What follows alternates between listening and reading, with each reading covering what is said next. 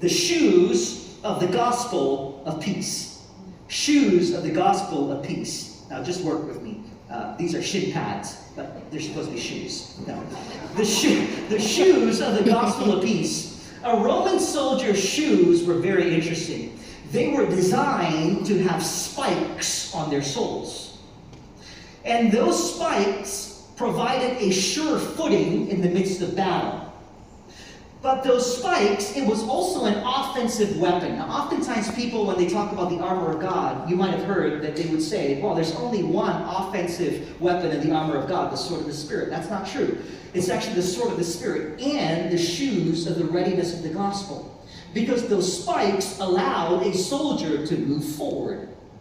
And it's shoes of the gospel of peace. Meaning, wherever you go, you're an evangelist. Wherever you go, you bring the gospel with you. Meaning, you don't have to be an expert in apologetics and know all the Bible and the references and the reasoning and the theology. You'll get to that.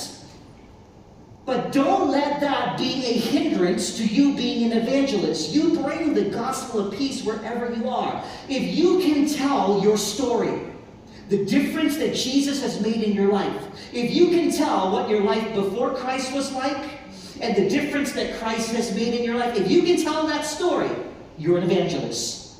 And you are ready to bring the gospel and wear the gospel, the shoes of the gospel of peace, wherever you go. The other implication of the shoes of the gospel of peace is this as well. Whatever room you step into, you bring peace. In other words, you're not a thermometer. You're a thermostat. You step in the room and you bring the peace of Christ. Things change. The atmosphere changes. The vibe changes. Why? Because you're there. Meaning, regardless of the circumstance that you're facing, you have the peace of God that transcends all understanding. My peace I leave with you. My peace I give you. And it's not the kind of peace that the world gives. So do not let your heart be troubled. Put on the shoes of the gospel.